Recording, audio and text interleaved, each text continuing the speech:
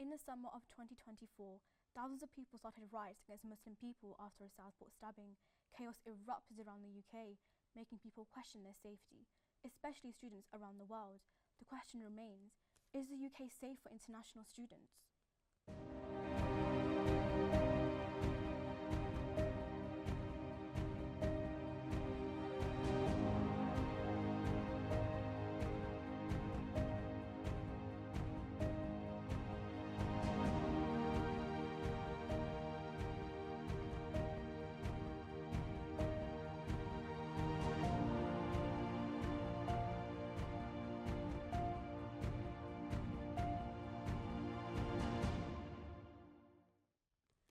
Welcome back to our show, Outside Eyes, where we view events in the UK with eyes from the outside.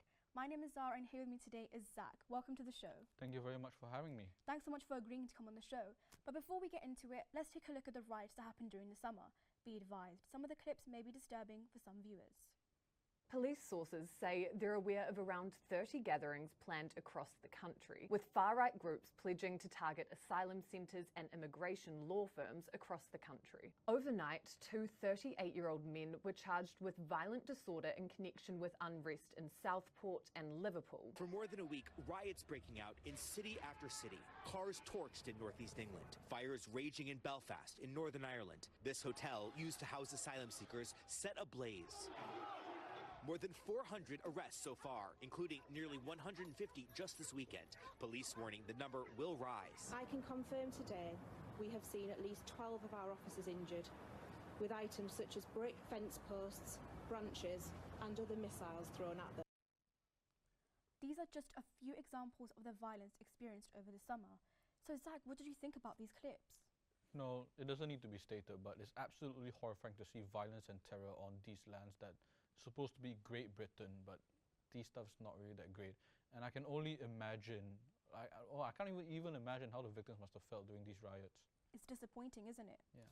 So where are you from and why is that relevant to these riots? Well, I am from Malaysia, a country in Southeast Asia, and it's very, very relevant to the riots because Malaysia is a predominantly Muslim country. Like, we built our laws of Muslim beliefs, and also, in addition, Malaysia is the first country to issue a travel warning that's stating that the government is telling us, the Malaysian citizens, to not travel to the UK because of the riots. That's shocking, actually. Yeah. So how do you think students around the world would feel about selecting university in the UK despite the riots? I think that's just the case of, like, if any dangerous event that took place. COVID's a very good example, the riots as well.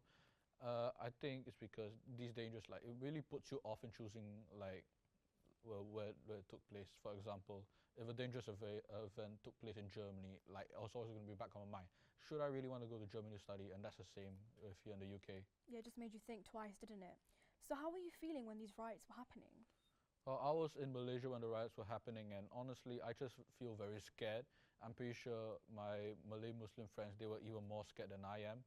And even though I'm not Muslim, I'm still a person of color, and how I took it is like, it's not just an attack on Malay Muslims or people who have Muslim beliefs, it's also an attack against every person of color.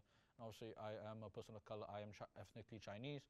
Obviously, I'm still very scared about the riots, and I'm even scared on a day-to-day basis nowadays about getting attacked down the street. Thank you so much for sharing with us. But before we continue, however, let's take a look at how other students felt about the riots.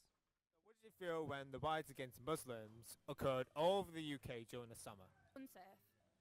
I was quite shocked and surprised. I found it really disheartening. A lot of people of colour got affected as well as Muslims, and it was more so like not everyone's educated on the subject, and people took that way out of proportion and started like going after everyone, and especially like Muslims as well and people of that religion. It was more so like no one cared to be educated on the subject. I guess the racism that is in the country, but it lies beneath the surface, so you don't see it until something like this stirs it up. The Muslim community in the UK is a big part of where the UK is right now, and I just found it really unfair to, all the Muslim community, because it's just like, everyone should be treated the same, and it was just really disheartening to see at this day and age. Thank you to the students for participating and sharing with us how they felt about the riots. We will ask our guests a few more questions regarding their opinions. So Zack, how do you think the riots affected you as an international student? Well, it definitely affected me in terms of choosing where I want to study, as I mentioned earlier, but also affected me on a day-to-day basis, you know. Like, even after the riots have ended now, even after that, I'm still walk down, like I'm trying to get to Sainsbury's, buy groceries. It's always in the back of my mind, will I get attacked by a random person just because I'm ethnically Chinese? So that affected me. I have to be extra careful, be extra safe, having prepared to defend myself. So yeah, that's how it affected me. That's such a scary thought that you have to think twice before going out. Do you feel safe to study in the UK? As of right now, I feel much more, I'm not necessarily safe, but yeah, safer to here studying in the UK, because all the riots took place in major places like Liverpool and London. I study in University of Westminster.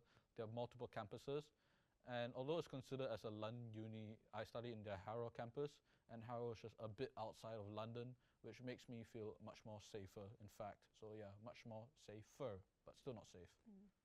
How do you think your Muslim students feel about the riots? Well, obviously, I'm not Muslim. I cannot imagine how they are feeling, but I can make a very solid guess that scared is a very, very common feeling with Muslim students. But I wouldn't blame them if they feel a bit of animosity towards the rioters as well. I mean, I would. Like, if a bunch of people were rioting against ethnically Chinese people, I would feel a bit of animosity towards them as well. So, yeah. What are some cultural differences between your background and the average UK citizen? I think one major cultural difference is that Malaysia celebrates being Malaysians, you know. If you look in the UK, if you see people like saying, oh, I'm proud to be British, that often like frames it in a very negative view, like you're much nationalistic. However, if you go to Malaysia, it'll be very common to find people, oh, I'm proud to be Malaysian. Malaysians feel that as not nationalistic, but patriotic. And I think that's a very, very important cultural difference, is that we are proud to be Malaysian, but if you're proud to be British, it's often a bit more nationalistic, a bit more sort of British first, racist way.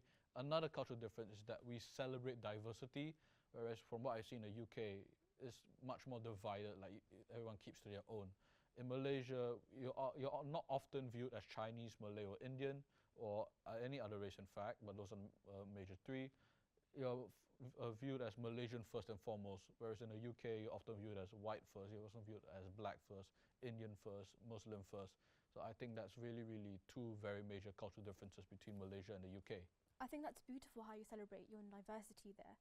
Do you think that fueled the division between people in the UK? I think it definitely fueled the division. It certainly most played a part, but I think it's just, from what I can tell, it's very, very divided here in the UK already.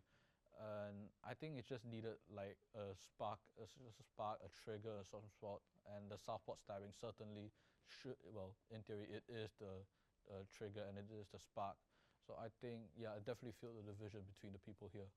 And finally, what change would you like to see for the betterment of students, both international and national?